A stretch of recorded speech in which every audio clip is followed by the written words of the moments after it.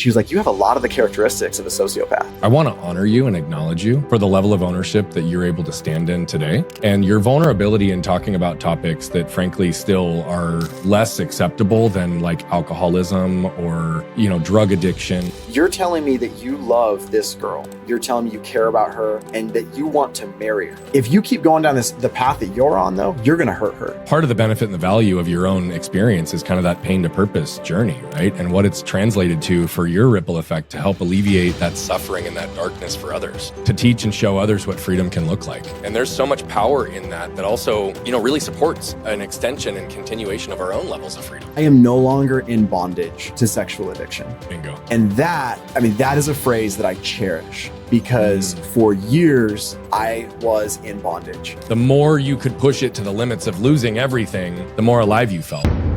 Welcome back, everybody. You know what we do here at Flipping the Lid. We like to jump in and have the real raw conversations about life, normalize the conversations that maybe don't get had. And today, I have an extra special guest with me. He's somebody that is connected to a prior guest we've had, and that just created a really cool bond. And this individual joined me also on my live show, and in 15 minutes, we had deep, real, raw conversations. This is a man. It's a father. He's somebody who's on a mission to be able to give freedom to others by talking about the things that he's experienced in a way that he didn't have the permission to do so prior in his life. He's lived a journey that ultimately has gone ups and downs, and it's in an area of our world that might be considered a fringe topic or category. It's definitely something that puts some people off as it relates to the language, but it's something that's real and prevalent, and also one of the biggest industries on this entire planet. So, Logan, brother man, I am excited to be here with you today and jump into your story. Obviously, I was very brief on it in terms of specifics in the intro. Yeah. Focused a little bit more on who you are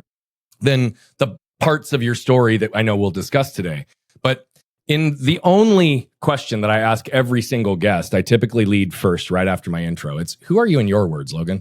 I'm filled with gratitude and humility, which might sound like a weird thing to say, but it's because I get to experience life and the blessings of life and true freedom.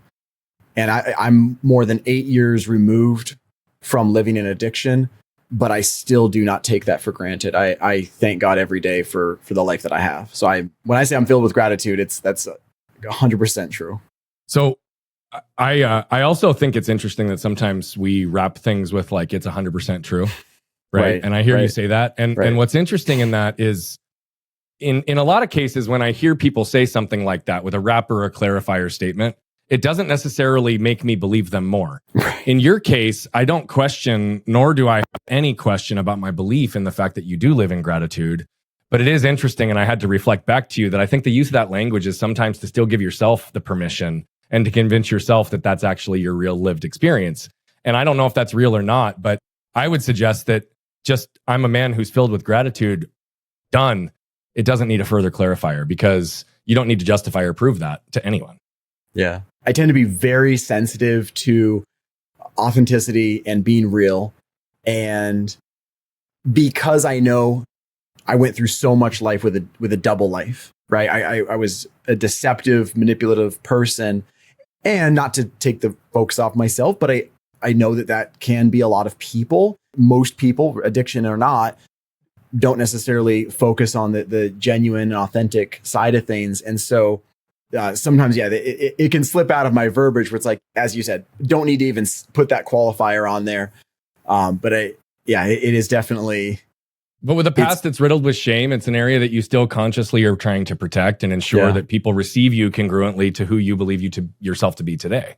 Yeah. Right. And that's something that's just real. And so I call that out because I have a deep appreciation for you and your ability to be so vulnerable on these topics that we're going to jump into here in just a second. But I had to pause and just tell you that because my friend, like, I feel the gratitude out of you. You don't need to wrap it, and let the shame that's connected to the the disbelief or areas where you weren't able to communicate effectively when you were in a prior state and you weren't able to move through it. Like, that's just what it is. But you have, and you continue to now be a model for others. We beat around the bush a little bit here for the first few minutes in terms of the specific topics. You did reference that you are or were an addict, right? I was going to say are an addict because I do believe that it is a disease. Often addiction is something that's ingrained in us. And even if we are no longer consuming whatever it is that we're addicted to, I would tell you that the addiction and the addict is still a part of us. And so you talk about this. And I believe that many, many, many, many high performers, right, who have learned to receive love, validation, and connection through performance are also addicts in their own mediums, right? Some of those mediums are healthier than others, and others create more damage in our lives. But I'd like to understand your specific story. So let's jump right into that component right now. What were you addicted to? And when did you start to realize that you were dealing with addiction as the core underpinning to all of it? Yeah. I'm going to cheat really quickly because I before I answer that, I am going to speak to what you just said in terms of are versus were an addict. Please. Because on one hand, verbiage matters. So as you've already alluded to a couple times, right? Verbiage matters so much, right? The words that I use, they matter so much. And yet, like a lot of things in life, I can get off balance and put too much weight into words and titles sometimes. And so here's my verbiage. And I mean, you know, if you follow me on Instagram, if you've seen my stuff out there, you've already heard this phrase. I don't even get into, am I an addict or was I an addict? Here's my verbiage. I am no longer in bondage to sexual addiction. Bingo. And that is a phrase that I cherish because for years, I was in bondage. I lived in this deep, dark cave and I got myself there. I made bad choices. And yet I also didn't know if there was a way out. I didn't know if I could ever live outside of that cave. So to be able to say now, you know, again, without getting caught up in am versus were, I'm no longer in bondage. At the end of the day, that is what's precious to me. And I fully recognize, I could go back to being old Logan. I absolutely could, but I don't have to. Whereas 10 years ago, it's like, this is just who I am. My identity was wrapped up in, I'm this monster. I'm this person. Since you addressed that, I want to jump in before you actually answer the question I asked, because I do really appreciate the specificity of what you talked to. What I was talking about with the language, just so that you understand, is just the acknowledgement and recognition that these things are always a part of us. Yep. Not that I'm suggesting that you need to identify as you are an addict. And I think you knew that. But why I'm highlighting this is because I think it's important, because the way you talk about that is that you are no longer in bondage to sexual addiction. That's powerful, right? It's no different than me saying something to the effect of I am no longer in a position where I experience the reactionary damage of anger in my life, though anger will always be a part of me, right? And so it's a nuance. It's slightly indifferent in terms of the emotion, but it is the same thing. And what I really appreciate is that you're no longer stuck in bondage. There's a lot of freedom to your ability to recognize the addictive patterns and also recognize that on a day in and day out basis, it is a choice. Yep. And it no longer has to affect you in the ways that it once did. And there's so much in that. So that said, thank you for course correcting some of the language and giving some clarifier. I actually want to honor you for that, because very few people have done that on this show, where I've said something and then they give a slight nuanced shift to it. And I really appreciate that, because it's your story, not mine. And so with that said, you did say it was sexual addiction. Yeah. So give us a little bit of a feel for, when did it become a behavioral addiction and when did it become an aware known addiction? Say that again, the second part. When did it become a behavioral addiction and when did it become an aware known addiction? And what I mean by that is, when did the behaviors and actions start taking place versus when did you become aware that it was a problem? Yeah. The behaviors, and when I say sexual addiction, I mean, this was pornography, it was sexual affairs. It got to the point where I was hiring prostitutes. I was, calling phone sex lines. It was pretty much all across the board here. Those behaviors started at least at a compulsive level as a teenager, in terms of compulsively, masturbating and seeking out pornography. I didn't like that I did that. I felt bad. But I certainly didn't see like, oh, I'm on this terrible track or I'm going to end up. In fact, I was raised with a lot of principles, a lot of values, and I believed those things. And I remember as a teenager, like thinking of it, because I've had, as we've all experienced, like, various loved ones and family members that had infidelities and broken marriages. Mm-hmm. And like, man, I would never do that. I remember literally making that statement, just to myself, like I would never do that. That's like the worst thing you could do, is to cheat on your spouse. I would never do that. When I got married, June 4th, 2011, to my wife, Carrie, we've been married over 13 years, I had already had multiple sexual affairs. So I had been struggling with pornography and masturbation, but I had already gotten to the point where I had those sexual encounters with other women. When I say sexual encounters, I don't mean to, again, verbiage. I don't mean to minimize or detract from what I did. Obviously don't want to be triggering as much as possible. And so I don't get into explicit verbiage, but that's, when I say sexual encounter. And backing up a little bit, Carrie was the first person that I cheated on. I didn't have a long history of romantic relationships. I was a very shy kid around other girls. I was not a shy person, but I had a lot of insecurities. I felt like I was ugly. I didn't think girls would like me. And so I definitely did not seek out attention from girls as a kid, as a teenager, young teenager. But when I was around 18, 19, I started to, okay, I can get a little attention from girls. Maybe girls would like me. Maybe I can get something. And to a large degree, at least from an outside perspective, looking at the idea of like an 18-year-old flirting, that's a pretty normal thing that could take place and be like just a blip on the radar of that's learning how to interact with other humans. But what I did pretty quickly was I call it serial flirting. It wasn't just like learning how to interact with the opposite sex. It was pretty quickly learning to chase. As I look back on it now, I know chasing that dopamine hit of getting that response, getting that text back from that girl, getting that girl to break her plans with somebody else to come hang out with me. Because now all these thoughts and all these feelings of I'm ugly, girls don't like me. I have some power and control. I have some influence. And so I chased that. It still didn't seem to be a giant issue for me or even an issue at all. There were some people close to me that saw red flags. And I emphasize that did happen, but I ignored them. And most people around me saw me as like this, just a good young guy and just really would, saw all positives. And there was a lot of unintentional manipulation. There was also some intentional manipulation on my part of like controlling that narrative.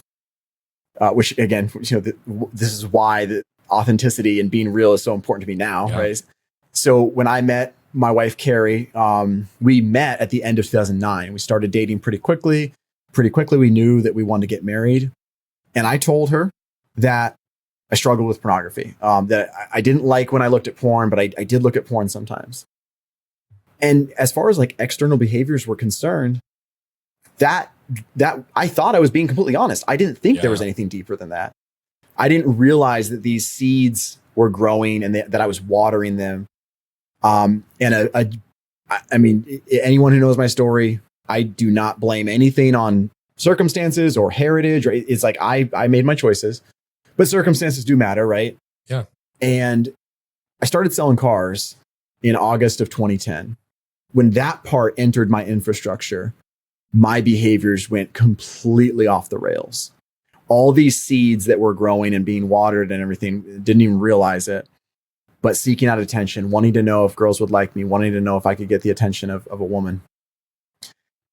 Well, I was a good car salesman, and it wasn't because I was the smartest person with automotive stuff. It wasn't because I was the slickest salesperson. I was good at building rapport and getting people to trust me and open up to me. And so that, can be a great gift. That's not a bad thing, but I completely abused that. I abused that trust and that connection and basically chased after whatever I could take from every woman in my path pretty much for several years. And, if I could get a full on sexual affair, I would take that. If all I could get was texting, I would take that. If all I could get was a little flirty comment, I would take that. And the thing was, I went about it in this very strategic, or a better word would probably be predatory way, where I knew like I could always pull back at the right moment. So if somebody took something the wrong way, or if I was dealing with a pretty healthy woman that was like, what are you doing? I could like pull it back and like, oh, I was just joking around, or, oh, I was just this, and I would try to play this game. And all the while I'm progressing deeper and deeper and deeper. And I want to be a good husband, but I'm building up this arsenal of these incredibly destructive and harmful tools over here. And this double life I created. And eventually, within a year or so of marriage, multiple affairs already at that point. I mean, I hired a prostitute within the first year of my marriage. I mean, pretty quickly it got to the point where I hated my life. I hated the stuff that I was doing. I hated all of it. And I hugely wanted to be different. But I had little to no healthy infrastructure. And I confessed these things to my wife. I would tell her, I'm so sorry. I'm so sorry. I had another affair. But nothing changed behaviorally. My infrastructure didn't change. And this horror show just continued for several more years until something pretty drastic happened. I want to first start by, and this may sound funny to some of the listeners in the moment, and to your point on wanting to protect from trigger and everything, I want to just be really clear in where I'm going with this. I want to honor you and acknowledge you for the level of ownership that you're able to stand in today, and your vulnerability in talking about topics that frankly still are less acceptable than like alcoholism or, drug addiction. Like, I would suggest that there's still many parts of our world and our society that accept the kind of addiction that you struggled with than other kinds. And why I want to honor you is because I can recognize that though I know you talk about this frequently, though I know you've told this story every single time, you also are very aware of that. And you're very aware of the dynamic that this is still a fringe topic, and you're being intentional to protect the words that you're using, because you also recognize that the predator no longer needs to go after prey, right? This is not about trying to trigger or to highlight or to brag or to put anything on blast. It's to just step fully into ownership around something that truly you did have blindness on for a lot of years. And so we're going to go deeper in some questions, but I did want to just pause just for a moment, because there are many people who cannot speak their truth. And your ability to step into yours is where your freedom is coming and where you're creating it for others. Appreciate that. It's something that I'm not going to pretend that I have like this perfect balance of ownership of stuff but not living in shame. And I mean, I would say I don't live in shame. I can make that statement, but that's only because I've gone through years. I've gone through years of hardcore work to work through this stuff. And again, it's like, but I don't take that for granted. I don't take for granted the fact that I can sit here, and here's something more powerful, but that I can sit here and talk with you and talk about my past with complete ownership and just lay it out there. I don't take that for granted.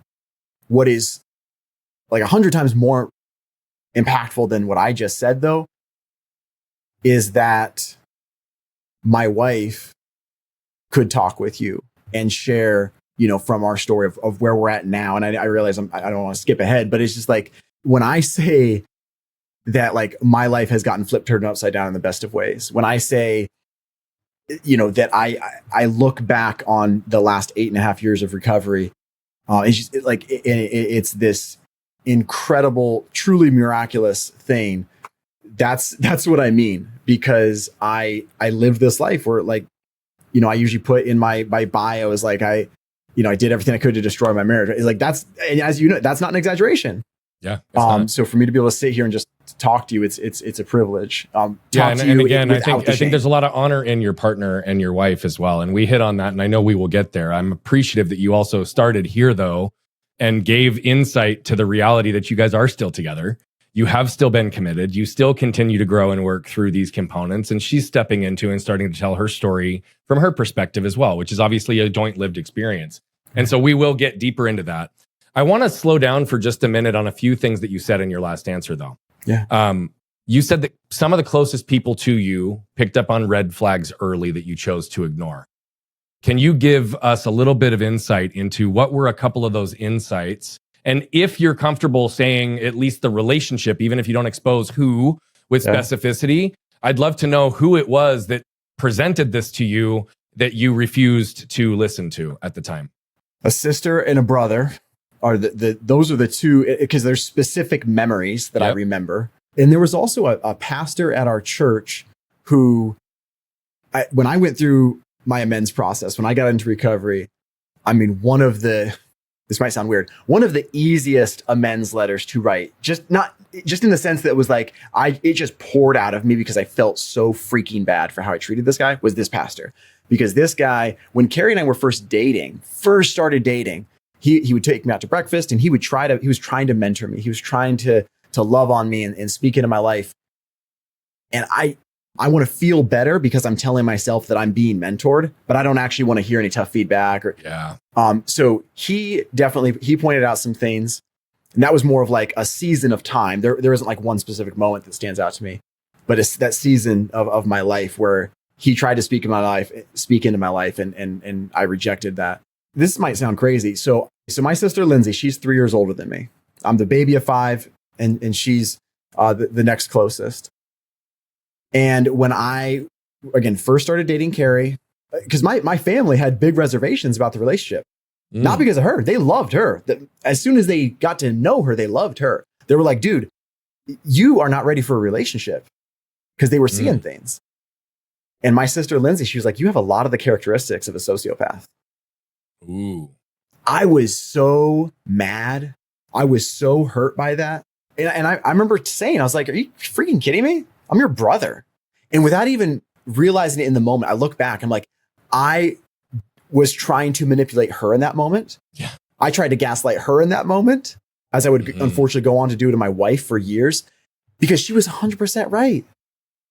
And I hadn't thought about it in those terms, but she was right.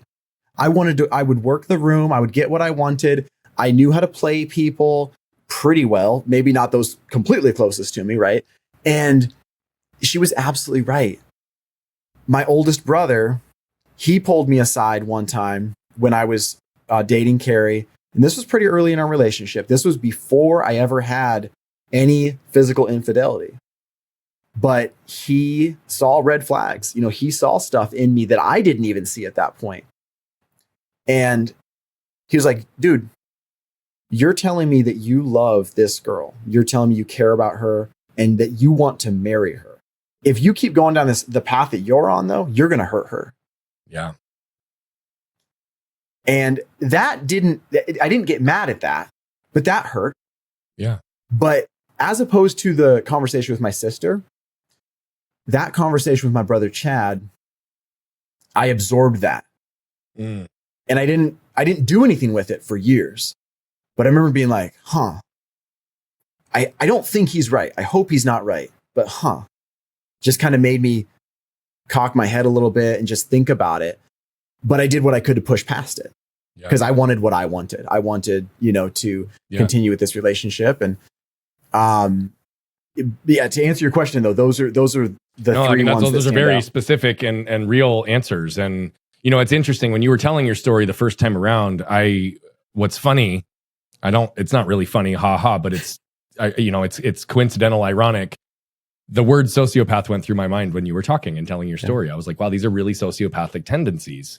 Which, oh, by the way, I would suggest that anytime there's addiction that leads to manipulation and levels of codependency and all, like that, there can be sociopathic tendencies, whether or not it's a formal diagnosis. And so it's an interesting just word choice that your sister chose to reflect back to you at that time, because I would imagine how defensive I would get if somebody suggested that I was a sociopath, even if it was real at the time. Yeah. Right. So I think there's a lot of power in that piece. You talked about this idea of both consciously and unconsciously manipulating people. And I think that manipulation can be very direct, and sometimes it can be really, really subtle and embedded. And so I'd like to understand, like, when you were unconscious to how you were manipulating people, how did that show up for you? And when you were consciously manipulating people, was it consistent? Did it change? Or is there something that you were able to identify the difference between the two? Yeah. I mean, it all changed. It all evolved and got progressively darker, and these behaviors became more corrupted and embedded in me. An example I will give, to be honest, it's an example I just gave for the other question of what some of the unintentional or maybe subconscious manipulation looked like. So like that pastor at the church that I grew up in, I don't think, I mean, we're talking 15 years ago. I could be wrong. I don't think that I ever like thought through how I'm going to try to manipulate him and work Right. one over on him.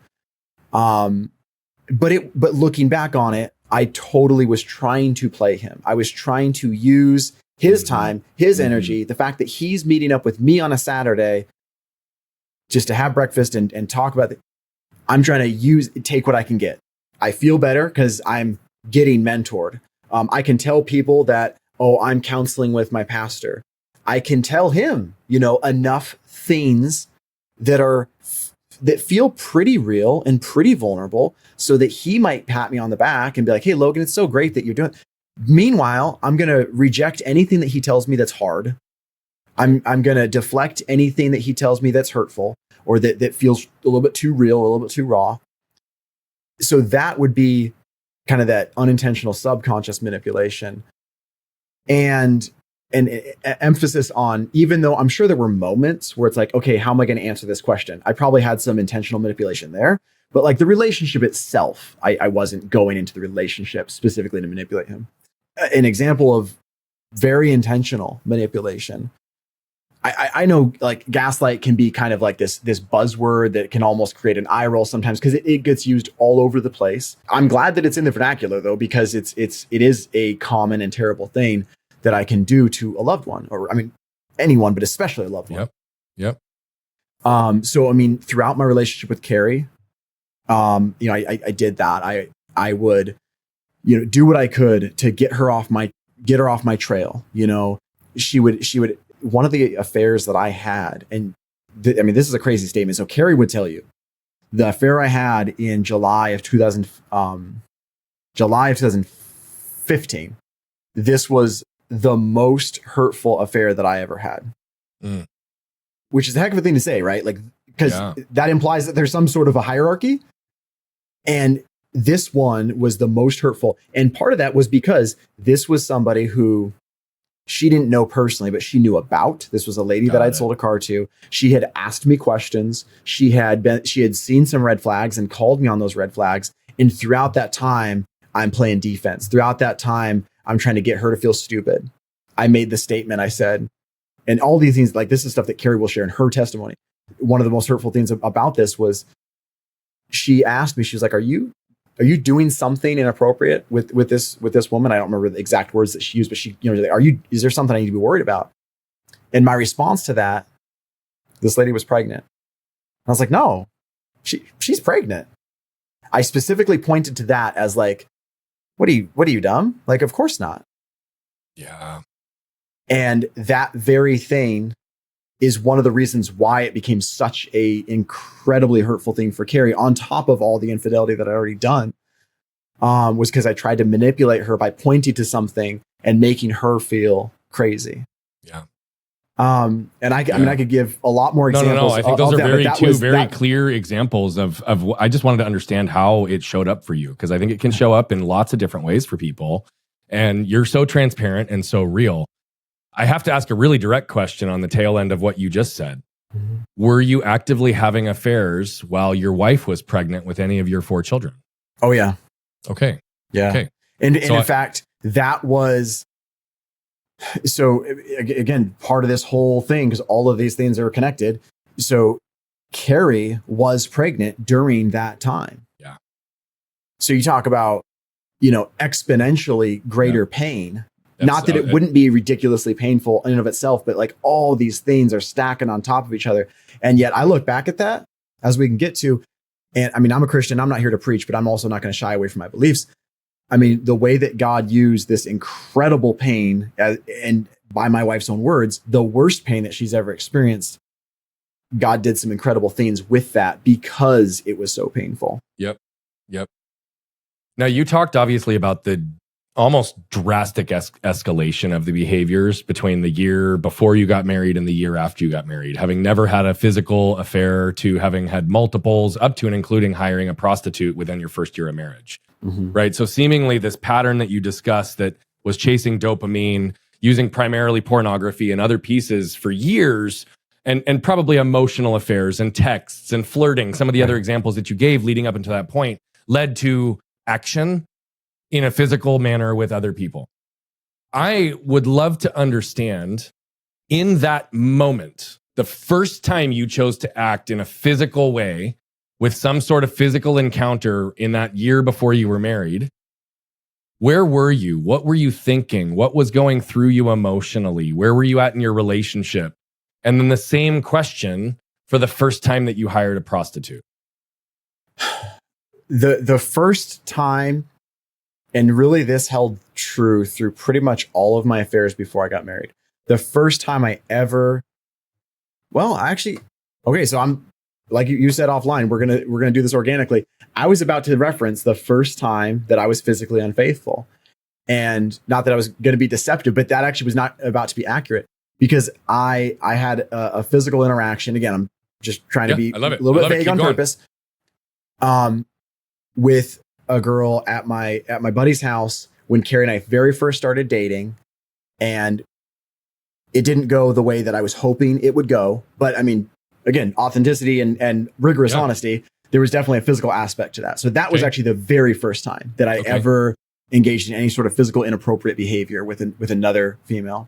I can speak to where I was at in that spot, but I will speak to also the first time that that was something where when I woke up that morning, I had no plans to be doing what I was doing that evening. Okay. The first time I went into an affair where there was total premeditated behavior, there was planning and the whole 9 yards. I knew it was wrong. I felt bad, but I also felt good. And I was chasing these hits. I want to chase these highs. I felt like a kid getting to drive a stolen Ferrari.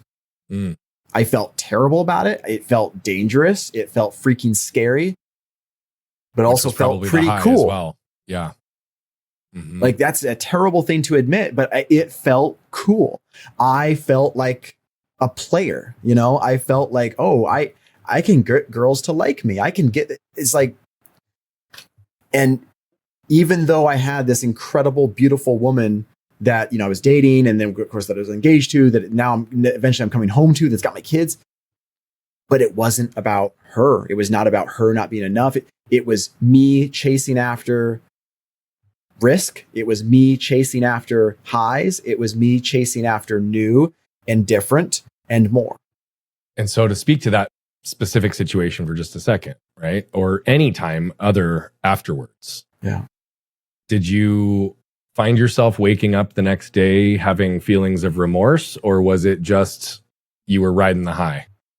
So this was not the first affair I ever had, but maybe this was the first time I experienced living in shame.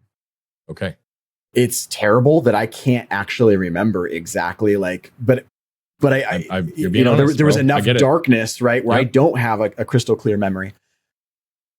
So I think this was the fourth time that I cheated on Carrie, and we were still not married. We were engaged.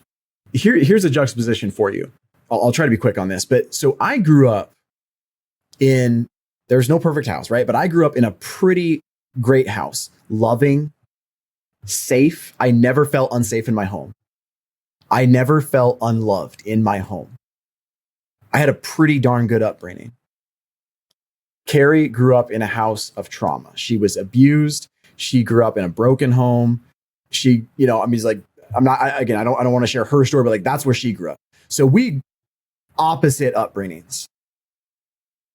And I grew up in a Christian-centered household. She grew up without religion. And when we met, when we were both 19, we worked together for a short period of time. That's how we met. Our trajectories were completely opposite. I was like actively seeking unhealthy infrastructure. She was actively seeking healthy infrastructure. She was like, somebody that had been dying of thirst, that was looking for water. Yeah. And I was somebody who was like, let me see what's out in the desert. And so we met at like the same point in lives, but our trajectories were completely opposite. Yep. So with that being said, we're dating, we're engaged. She knows I struggle with porn, but I'm a pretty good guy. She's excited. I know what she is for me. She's a great woman, so I'm excited because take. So a few months before we get married, because she started attending my church, and all my family attended that church at that time as well. And Carrie's like jumping into ministry. She is helping with, I think it was an Easter or a springtime, like ladies' tea. And she's texting me. She's probably with my sisters at this tea, at this event, maybe my mom, other ladies from the church. And she's texting me like, oh, we're doing this and we're doing that. She's all excited. And I'm in bed with a lady that I sold a car to on this Saturday morning. I enjoyed some of those things that I did the night before. I enjoyed that attention, even though it really truly wasn't about the sexual behavior, but I enjoyed some of that as well, obviously. But I think that was the first time in my life where I was like, I started to experience living in shame. Yeah. Like I couldn't get off that conversation fast enough, right? I would imagine. Yeah, I would imagine based on how you described it. So again, when we talk about these escalations of behaviors and addictions, right? You are in positions where you're exposed to women frequently. You can use your charisma, your connecting ability to create influence and ultimately get feedback quickly on seeing if there's opportunity or not. You're navigating all over the world, chasing these dopamine hits, right? And you're in this place where you are married, you're starting to live, and then you go to hiring a prostitute. For you, what was the difference between having an affair and feeling the need to hire a prostitute? And what was the shift there for you internally that caused the difference in external action? Okay, so I'm really struggling to not just like give you an answer without giving you a twofold answer every time you ask a question. Okay. The first time that I hired a prostitute, this is just like the chaos of my life at that point. I actually didn't know I was hiring a prostitute. A few different times I would try to meet up with somebody online. Now this is 14 years ago. This is like whatever apps are out there now, and I don't even want to know all the stuff that's out there now. It wasn't like that. Right. It wasn't like that back then. So I think it was Craigslist. And it turned out that it was a prostitute. And so I ended up like begrudgingly paying her. And I remember like, I was frustrated. I was annoyed. I felt dirty. Yeah. So that was definitely, it's like, oh my gosh, I can't believe I did that. But I tried to like block it out. Like that thing happened. It was not excitement. I remember the first time that I willingly, again, premeditated, sought out, went out and hired a prostitute. I sat in a Walmart parking lot. It was the evening time. I would usually work like 12-hour shifts. So it was like an hour or two before my shift would end. So like 7:30 at night or something. And I'm sitting there. It's up in Alaska, so it's dark out. And I'm sitting in the Walmart parking lot, like out the recesses of the lot, waiting for this person to show up. As like these things tend to happen, because I can give you so many examples of this. I saw somebody I knew and like shrunk in my seat. I saw my boss's friend. And I'm waiting and I'm just like, there's no freaking way I'm going to do this. There's no way I'm going to go through with this. Are you kidding me? Like for all reasons, right? For moral reasons, for health reasons, for just all these things. And there was so much excitement. There was adrenaline, because generally, and this goes for porn, this goes for how I would seek out relationships, this definitely goes for hiring a prostitute, and this goes to the way I used to drive my car, I had a sports gambling addiction. The darker and more risky and more corrupted and depraved a behavior was, the higher, or the more of a high it gave me, the higher the hit, generally speaking. So yeah, I was filled with dirtiness and shame and like, are you freaking kidding me? And I was also excited. Yeah. There's so much truth to that though, Logan, in the extremes of things that we experience in life. You know, I said for a long time that I used to have to chase the limits of death just to feel alive. Right. And in a lot of ways, as I'm hearing you describe it, it's similar. It's like, it's almost like complete pain, complete loss, complete destruction in your life. The more you could push it to the limits of losing everything, the more alive you felt. And that's what kept you going, right? You've been so gracious in your willingness to be vulnerable and tell us these transparent stories, right, of how they showed up for you. Before we shift to like the repair in the future, because I want to acknowledge that. Yeah. I really do. Okay. The reason I focus so much on the history and these feelings is because there are many people still trapped in these patterns today who don't see them, who don't understand them, who are not in a position to give themselves permission to recognize what it is and how to move through it. And so I wanted people to have enough to attach to through the course of this, to be able to see themselves in your story, even in the small elements of just even utilizing pornography, let alone, right, the extremity of that whole scale that you gave us. Right. And so I want to honor you and say thank you for your willingness to give us as much detail as you did, because again, this is about helping others have permission to step into and start creating repair in their own lives in places that they're still creating damage. And so I would like to understand, through the course of your marriage, since this started the year before and the current year of your marriage, and it started to escalate from there, and it happened for many years afterwards. Right.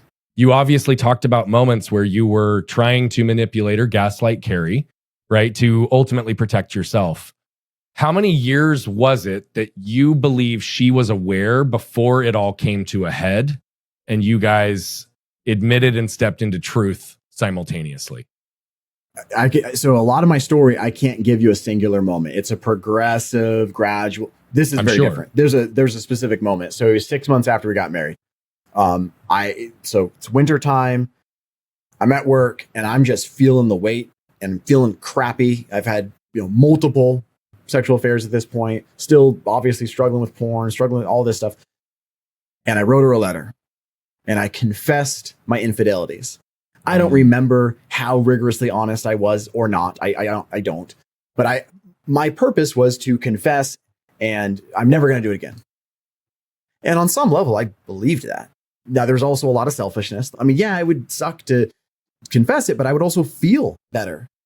Yeah. The way that we word it in recovery is like there's a nausea that comes with holding on to this stuff, and it feels good to vomit if I'm feeling nauseous.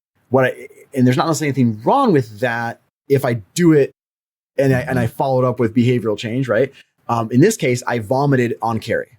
I just went home, confessed all this stuff, vomited on her. I gave her the letter. She read it. So she's getting hit with, I've cheated on you multiple times with different women. And that was the first time she ever knew about anything more than porn. And she shares all this in her testimony. She went into survival mode. She was like, all right, well, or I shouldn't say went into, she had been in survival mode. We had little kids. Yeah. And so the next several years were survival mode for her. She's trying to take care of babies. She was a stay-at-home mom. So she's trying to plan dinners and, change diapers and, okay, like, let me just be a better wife, I guess. Let me love Logan more. I mean, this is what she would go on to try to do. Yeah. And that continued up through the summer of 2015 until she gave me an ultimatum. And she said, 5 years. Yeah. Yeah. If you do not get serious help, if there's not change, then you will lose me and the boys. Okay.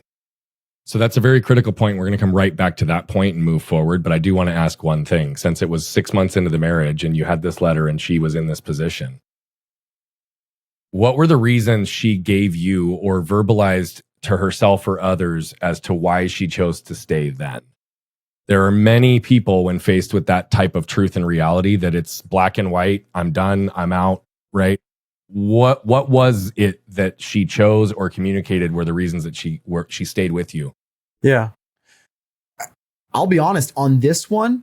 I want to be very careful because I don't necessarily have an exact answer that came straight out of her mouth. Okay. Yeah, and I can always respect that you don't want to misrepresent her words and her story. I get it. Because up to this point, literally everything I've told you from her perspective, I've heard from her mouth multiple times over. But I can give you some of the reasons because she shared some of the reasons. I don't know like if one was more than the other. I mean, this might sound weird coming from me, but like we both valued marriage and did not want to get divorced if at all possible. So that was part of it. Yep. She felt shame, which is just like a crazy piece about shame. Why the heck should she feel shame? But she felt shame, even though it was my evil that I was doing. It's because of how it impacts her and what it views and what it looks like for the stability of her marriage and what it means for her as a wife and a woman and all of the above, bro. Like that's the crazy part about shame. It's deep, man. And so she was feeling that, even though as we know now, and we've, been knowing for almost a decade now of learning about this stuff and helping others with, my actions were not because of her. Yep. It was not because she was not gorgeous. It was not because she was not sexually available. She was everything she could be to be as close to a perfect wife as possible in every way. It had nothing to do with that. I cheated on her because of my unhealthiness, not because of my wife. Yep. But understandably, she felt like, well, I guess I need to be more of something. I need to be something. And so those were, three of the big factors. In addition to the survival mode and that natural, same reason why a lot of people would stay in an abusive relationship, right? Like, well, if we're going to be raising kids together, let's try to do it together. Yep. Thank you. All right. So she gives you an ultimatum. I identify with the feeling of an ultimatum because there was a moment that I sat with my wife on our back patio and went from believing I was in the best place in my marriage that I'd ever been to not knowing or believing I'd be married for another 30 days. Wow. It was faced with a reality that she was trying to bring something to my attention and had been for the better part of a decade.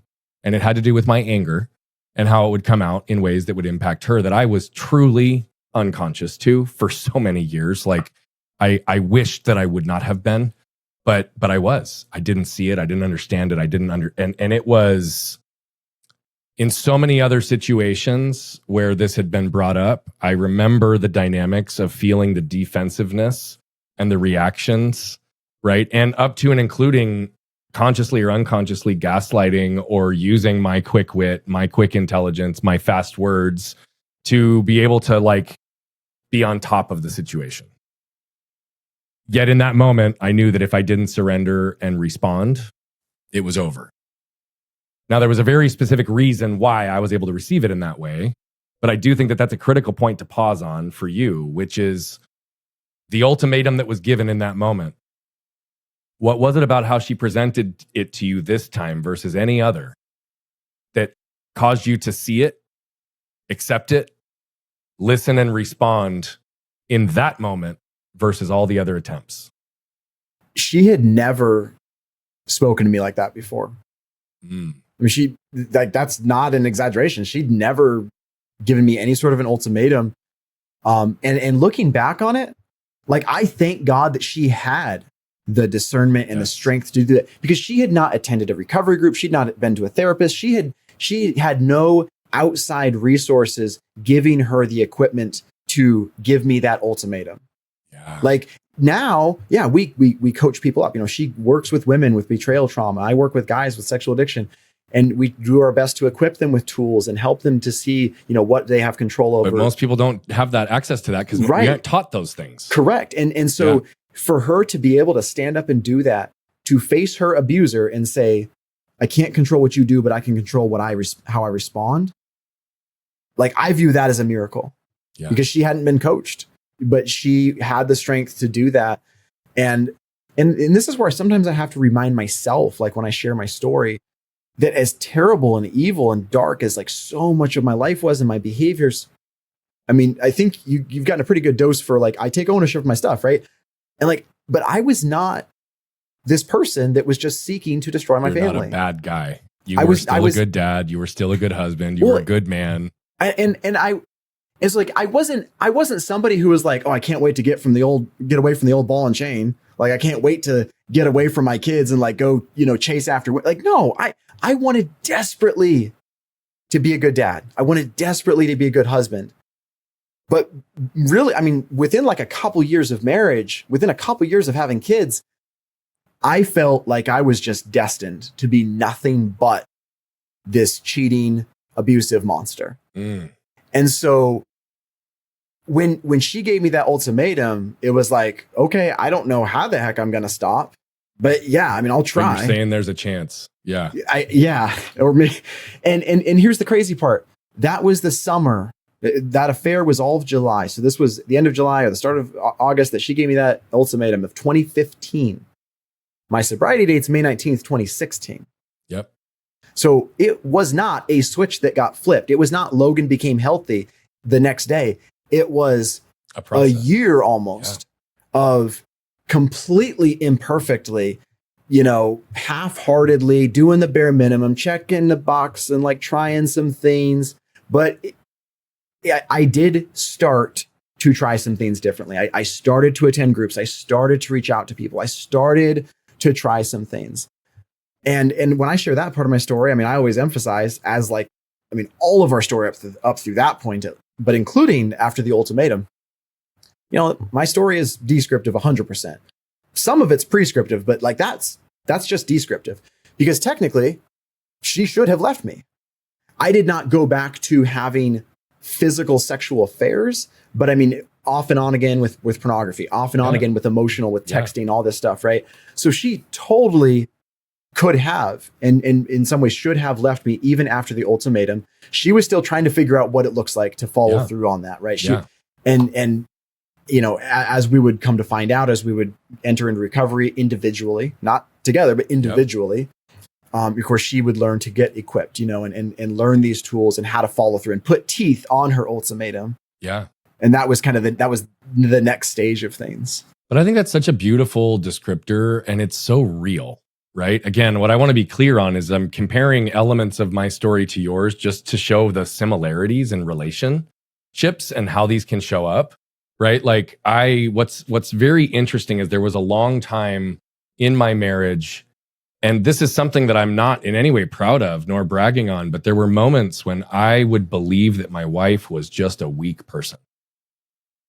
That couldn't be further from the truth, right? And the reality of it is just like your wife, mine, having lived with somebody who had anger that came out consistently over 10 years, she's one of the strongest people I've ever met to be able to not only tolerate that, but to choose to continue to love me.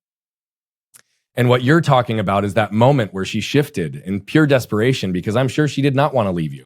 Right. But she had to get to the place of being prepared to create the freedom for herself, to know that she would be okay on the other side of that before she could use those words. And I know that that's likely elements that she uses in ways that she coaches people today. Is you have to get yourself to be able to accept the reality and what the worst case scenario could be before you can go into a conversation like that.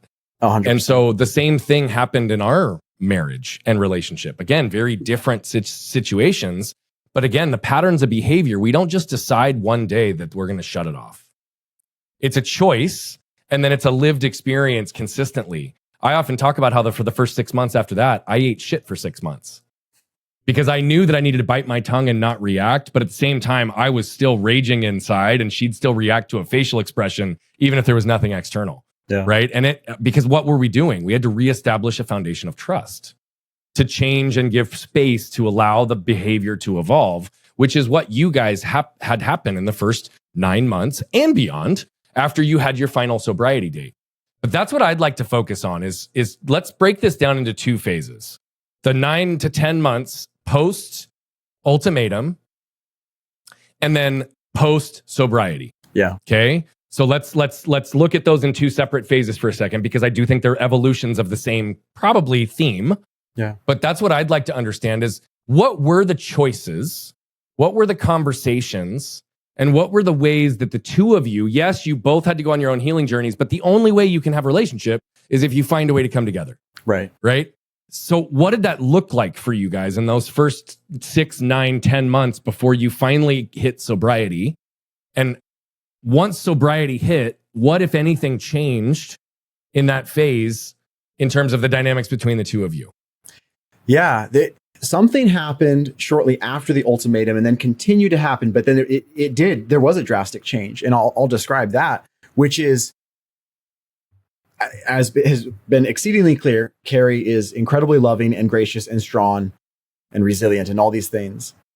And so at first she's like, okay, like, you're going to get help. All right, I'm going to love you. I'm going to support you. Like, she's this incredible wife.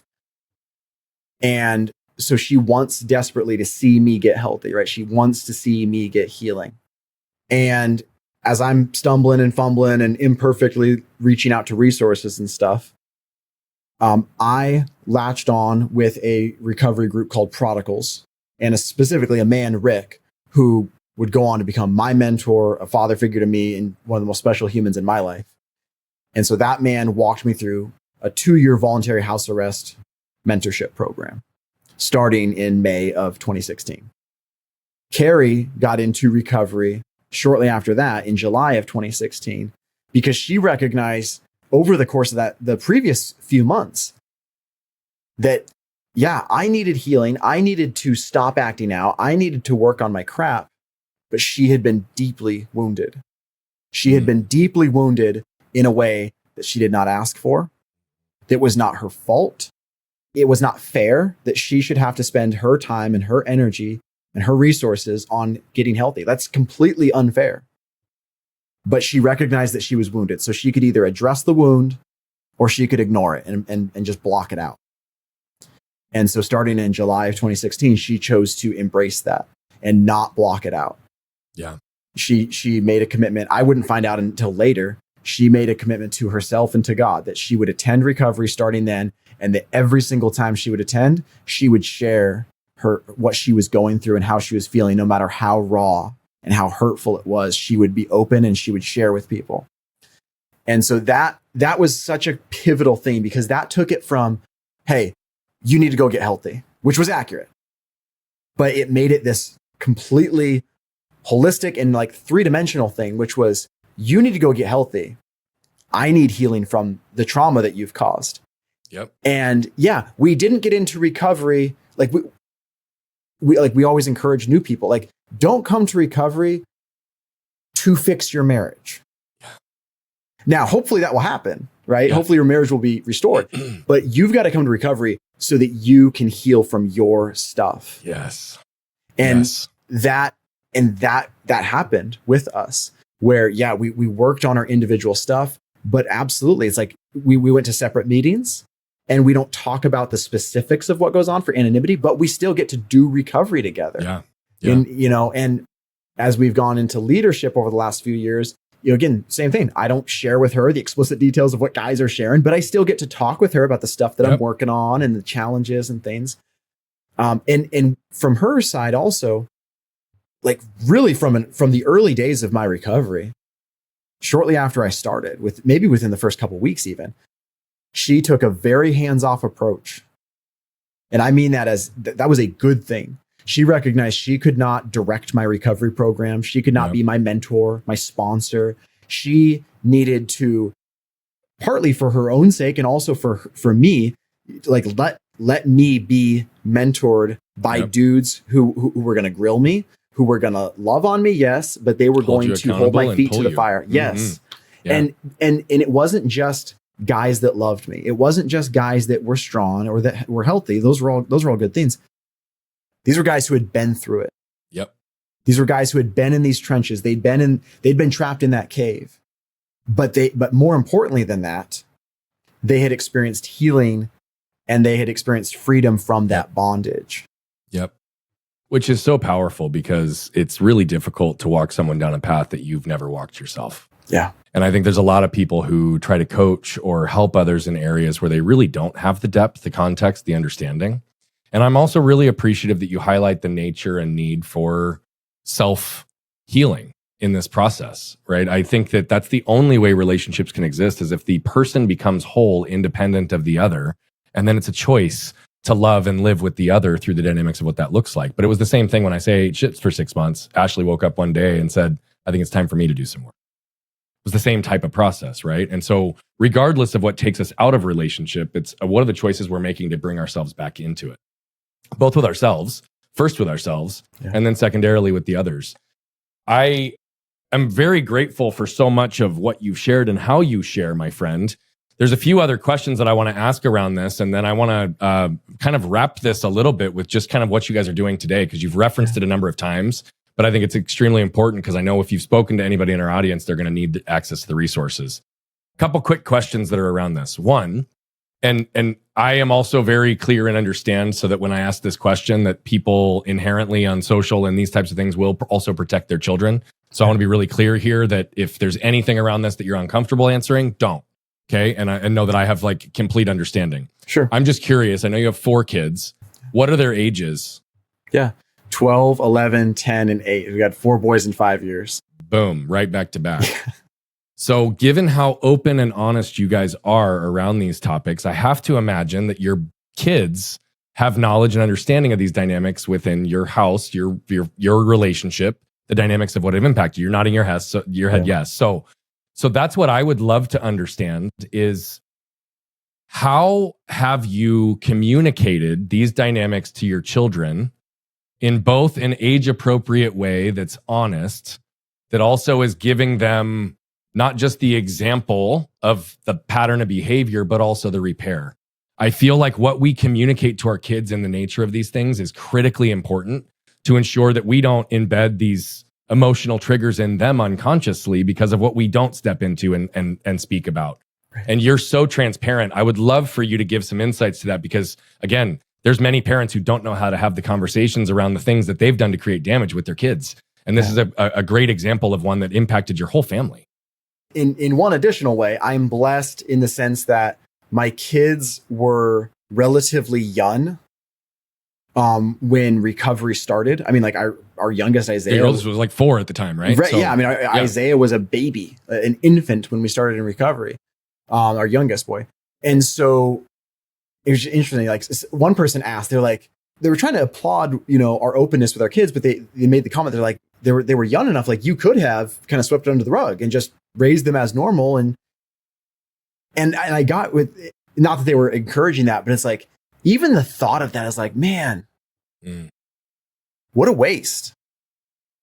I could not imagine doing that, because what God has given us through recovery is the single best gift on earth that I've experienced. How could I not share that with my kids? I share it with everyone I know. How would you describe the singular greatest gift that God gave you? What's that? You said God gave you the singular greatest gift through recovery. What was that gift? Freedom. Bingo. So, I mean, all 4 of our boys, they know our story. It's a little bit of a spectrum of what they know. Part of that is their personalities and part of that's their ages. But like our oldest Elijah, he knows the full story. Yep. He listened to a podcast that I did. And nothing shocked him. He knew that stuff. I mean, maybe some of the specifics he didn't know. And I'll be honest, it was a different podcast. I was there to share my story and talk about it. We didn't get into all the specifics or some of the specifics that like you and I have gone into today.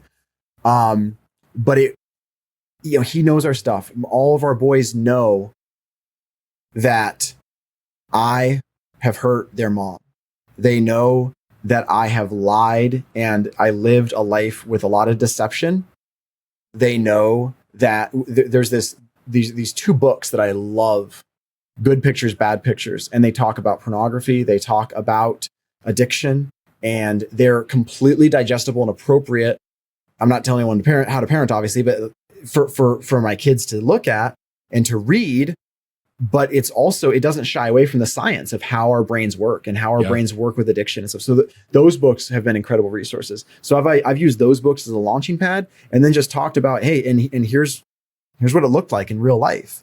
Yeah. Because I didn't ever want my kids to grow up and then at some point at 15 or at 20 or at 30 be like, holy crap, this thing happened. Yeah. Like, not even to mention, that's looking at it through this lens of not wanting to tell them a bad thing. It's not about not wanting to tell them a bad thing. I want to tell them the good thing, because I would not understand what freedom means if I didn't know what it was to live in darkness for years.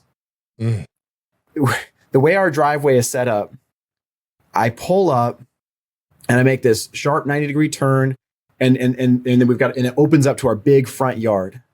And when it's not freezing cold out, actually even sometimes it is, they're just in snowsuits, but when it's summertime, I come home and I make that turn, and usually I see all 4 of my boys, sometimes a neighbor kid, and they're just playing around in the yard, they're on the trampoline, whatever. I'm 8+ years in recovery. That still gives me butterflies, because I should not, based, and you and I have talked about verbiage. I mean these words very, very specifically. I should not, based on my previous actions, be able to do that. Yep. Like, yes, I've done work and God has allowed me to go through this process, and I have put in sweat equity. But based on the actions that I put in for years, I should have signed all that away. And I thought that I did. And so for me to be able to pull into my driveway and see those boys that sometimes I pull in and they're fighting, right? Yeah. Sometimes I pull in and they're complaining about dinner and they don't like what mom made, or I'm mad, or what. I'm not trying to pretend like every day I come home and it's all just perfect. But man, it is a lens that I get to live life through. And I intentionally try to go every day living through that lens of, I'm so blessed. I am surrounded by 5 faces that I shouldn't be able to be around and to live life with. But God has given me my family back. Yeah. Just because of the trust that we've built, I typically ask for permission before I reflect something back. But on the nature of specificity of words, I may have said this to you on the live. I don't remember, but I know I haven't said it today. Should is a shame-based word. It implies whoever you are, whatever you're doing, it's not good enough. And so I understand the reason you're using shouldn't have these things in the responsibility and ownership that you're carrying for the damage of your actions and the potential outcome that could have been very likely, right? But that is one thing that I'd like to just reflect back and highlight back to you is you have those 5 faces because you could. You could have lost it all. Right. If you were with a different woman, you would have lost it all. If you didn't change your behaviors and choose those choices, you would have lost it all. But what I'd love to have you evolve and shift in your language, if you see that this way and it resonates, is to remove the should, even though I understand why you use it. Yeah. Because it lowers the frequency and it puts an expectation of what should happen in other relationships and that you're the anomaly. Yeah. What I want to highlight is that what could happen for anybody in this scenario is either alternative. Yeah. Oftentimes it's going to come down to choice on both parties. Yeah. Is that fair? No, 100%. And even though you and we've approached certain words from different perspectives, this sounds maybe weird and nerdy. I love being able to dissect the verbiage because I think both of us highly value the words that we use, right? Agreed. And I think that's a beautiful thing. Agree. And that's why I say, I know that you say that you don't often experience or put yourself in shame, but just utilizing that word puts out a shame frequency. And so I wanted to just give that to you, take it and use it however you see fit. And obviously know that I don't put any judgment on what word you choose to use. Sure. But I just want to give you permission to step out of the shame of should and start realizing that could or would are also easy replacements that allow the space for choice. Yeah. Right. And that's I think what I want everybody to just also hear through this. So as we bring this towards the tail end of our interview, you have not only created Repair, you've talked a lot about how you work with others, but I'd love to understand, how does that look today for you and your wife, working with others, working with couples while you're still working on yourselves? And what, I guess, benefit or value has that given each of you respectively? When I think about the benefit that it gives, again, verbiage is like that almost, I know what you mean by asking that question, but it almost sounds weird to me. And I'll explain why. Because I don't think about it as like, when I hear benefit, it sounds like an optional thing. To me, it's almost like, what's been the benefit of breathing today? What's been the benefit of drinking water this week? It's like, well, I'm living. And that sounds kind of cheesy, but I'm like, that's how I feel. I hear you, bro. Recovery and putting in this work. And like, for me personally, because, the exact ways that I am accountable to people, the exact things that I do, the inputs that I do on a daily or weekly basis, those things have evolved. There have been lots of things over the last 8 years where I've weaned off of certain things a little bit. Like I used to make a phone call every single day for 2+ years. I used to go to multiple meetings every single week. I don't do those things anymore. I still make regular phone calls, but not every day. I still go to meetings. I go to one meeting every week, not multiple. But recovery is always a part of my life. Having 2+ guys at all times that know my stuff, that know my story, they know my triggers, they know my weaknesses, they know where I struggle currently, and they have permission to speak into my life, and I share with them what's going on. Literally, I have a group text with 2 other mentors where we just pour into that group text every day, stressors and triggers and frustrations and all these things. It usually has nothing to do with sex. It's like, hey, my septic's been having issues. That's stressful. my kid, yelled at me, or I yelled at my kid, or I'm frustrated with this financial thing or whatever. But it's dealing with life with mentors that know me, that can speak into my life and ask me tough questions. So all of that is like, the benefit is it allows me to live, to grow in freedom, to be able to continually drive down to my driveway and see my kids in the yard, and not in a sense of like keeping static. It's progressively healthier, wanting to be a better dad, working towards being a better dad and a better husband than I was last year. Well, and I know that the ripple effect through your own work has translated into impacting so many other couples, so many other individuals, men, women on both sides. And so part of the benefit and the value of your own experience is kind of that pain to purpose journey, right? And what it's translated to for your ripple effect to help alleviate that suffering and that darkness for others, to teach and show others what freedom can look like. And there's so much power in that also, really supports an extension and continuation of our own levels of freedom. It's a really beautiful thing when it can come into fruition that way. So I have one silly question for you and then one really like tactical question for you. Sure. You've written a few hundred short horror stories. How many have you published? 0. What's that about? A couple different things. Carrie wants me to put a book together. She wants me to publish some of my writing. What do you want? Yeah. I don't know. I wrote those stories at first to pass time. I wrote them in recovery when I didn't have a lot of my access to my phone. I wasn't doing, my life was recovery and family, and that was it. Totally. And so I had even though I was working really hard on recovery, I actually had more free time. And so I started writing short stories. So that was why I started doing it. And then I loved it. I've always enjoyed writing, but it gave me an excuse to start writing again. I also don't write anymore. And part of that is because of time and energy. Part of it is because I couldn't figure out how to write anything other than horror stories. And I don't regret any of the writing that I've done. But I realized when I tried to write again over the last few years, I was in a dark spot. And in order to write a story again, I had to manufacture some pretty dark feelings. And I'm like, yeah, I don't want to go back there anymore. So that's probably the best way I can put it for right now. I can accept that on lots of levels, up to and including why you might not want to publish. Because even the process of publishing and editing to bring it into the world almost takes you back to some of those spots that maybe you don't want to. But I think what I would suggest is, when you say you've written a few hundred short stories, right?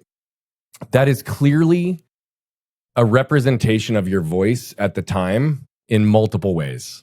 It was an outlet and a channel for you to process. It was a way for you to communicate things in a safe environment. It was a way for you to test and really just explore language. And again, whether it's directly connected to the stories of what we've talked about today or not, it doesn't matter, because it's still an outlet for creativity and processing that's still there. And so what I would suggest is, right, I do feel this calling for you towards stories, towards storytelling, towards the ability to write. And even as you talk about it, though I recognize the block that you've got to not want to sit down and take yourself to the dark place to stay in the theme of horror, that's what I'd like to challenge you on is, how do you allow writing to become a creative outlet for you again, even if it doesn't look the same way it used to? Yeah. Because clearly it's an area that I think you learned to express and communicate in ways that you didn't in any other medium. And I would challenge you to suggest that it was not just something you did in recovery, but was contributing to your recovery. And since you also can acknowledge recovery never ends, shift the focus and the energy, because you're in a different season than you once were.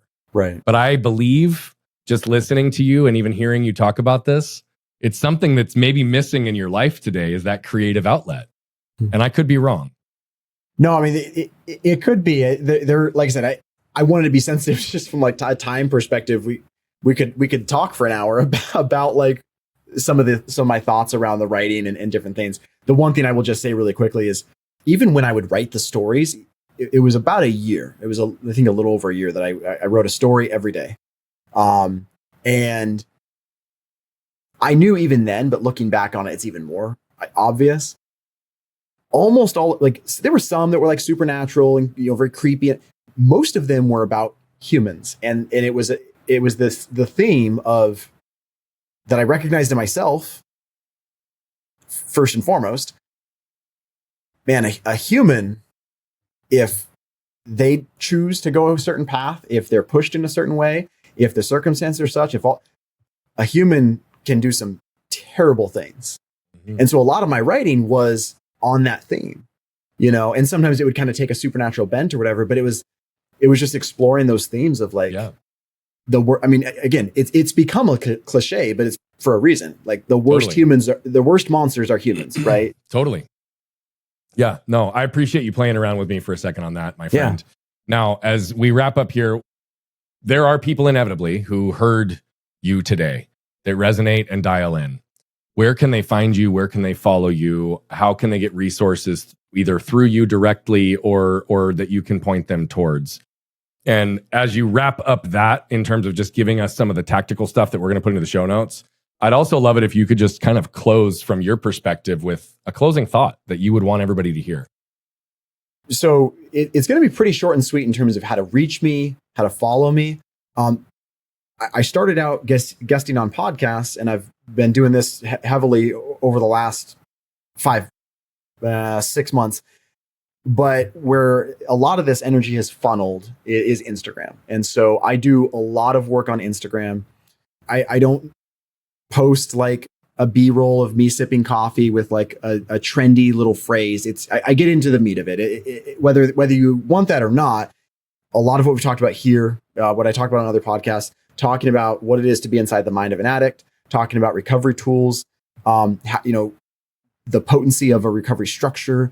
But a lot of it, I try to heavily emphasize, the tangible, giving you something that is actionable, right? And so on Instagram, I'm at no longer in bondage, no period, longer period, in period bondage. And that is definitely the best way to follow me, to get more content. If you want to reach out to me, send me a message. This is a ministry for me. So it's not something I do for a living. I don't have a funnel where I'm trying to sell you this or that. It's a ministry, but it's not just a ministry. I mean, I firmly believe God put me on this earth to do this work. I do believe that. So I'm not going to pretend that I have all the answers. A lot of what I try to do, if you're looking for resources, is to teach someone how to fish, and so I can try to help you find good resources. Obviously, I'll share resources that I do know about, but yeah, check me out on Instagram and give me a follow, and I think it'll be a benefit to you. Give us a closing thought. This is something I go back to a lot, but I needed to understand it. And recovery has helped me to understand this. There is no place I can get to, whether I am somebody who is struggling with addiction, I've been the perpetrator primarily, or I'm somebody who has been primarily wounded, or maybe both. I cannot arrive at a place in life where there is no hope. There is healing available. There is hope available. And that might sound, pie in the sky and overly optimistic. I'm not pretending that natural consequences aren't real, right? Like, as we've talked about, my natural consequences could have been so much more extreme than what they were. And so, some of the guys that I work with on a daily basis, their wives have understandably left them. Their kids, maybe don't talk to them anymore. They've lost a job, right? One of the guys that I'm closest to went to prison because of where his addiction took him. So natural consequences are real. And obviously Carrie could speak to the, some of the natural consequences that she has suffered from her husband's actions. But healing is possible. And I mean, the one thing I tell them, like, there's one way you can disappoint me. You're not going to disappoint me because you show up next week and you act it out. Or, because you yelled at your kids. Like, yeah, I don't want that to happen. But you're not letting me down if you do those things. But if you never show up because you're ashamed to show up, you never reach out, I never hear from you again. That, and even then, it's not so much that you're letting me down, you're letting yourself down. Yep. And I believe for years that I had done too much. I believe for years that I had crossed lines years before, that there was no turning back. Hope for me looked like this. Maybe I can cheat less. Maybe I can look at porn less. I didn't even envision a future where I wasn't doing the thing, let alone a future where I wasn't just sober, but man, I was actually living a healthy life where I could look at my boys in the eye and talk to them, not from a place of perfection, but a place of authenticity, a place of realness, because there isn't a double life going on anymore. Yeah. If God can provide me with that future, I promise you that there is that hope and healing, even though the process that's going to take, the pathway to get there is going to be different for everyone. I recognize that. Well, Logan, I really appreciate your honesty, your vulnerability, your heart, man. Again, going through all of your dark moments to help us see the light that you get to live in today and the light that you shine as a result of it is pretty powerful. So thank you very much for being with us, my friend. Thank you so much for the opportunity. I appreciate it. Yeah. And for those of you that just watched Logan flip open his lid and jump in, he was real. He was raw. He steps into ownership. But here's the truth. The truth is what's always going to set us free. It is what eliminates the shackles of shame. It is what allows us to move through the things that have kept us stuck, that we've numbed, right? And to build relation with ourselves, we have to be honest with ourselves first. The unavoidable precursor to change is acceptance. So once you accept the current state of things, it's then about choices followed by actions that reestablish trust for yourself and for others. But with those things, there is never an expectation of perfection. Only that if you unintentionally create damage, or even if you intentionally create damage, that you at least step into ownership and seek repair. That's where hope exists, and that's what he wants you all to see. But the only way you find hope is if you flip open your lid and scan your can. What you can probably tell by now is that I love telling these stories, but what I love even more is the impact that's coming from them. You see, we're on a mission to impact over 1 billion lives as quickly as possible, but to do that, we need you. See, we believe that moved people move people. And so all I'm asking is if you've resonated, connected with any of the messaging, please consider commenting, sharing, leave a rating and review. Thank you so much for tuning into Flipping the Lid. And if you want more information on the show, how to become a guest, how to recommend a guest, or any of the other details, head over to flippingthelid.com. We'll see you there.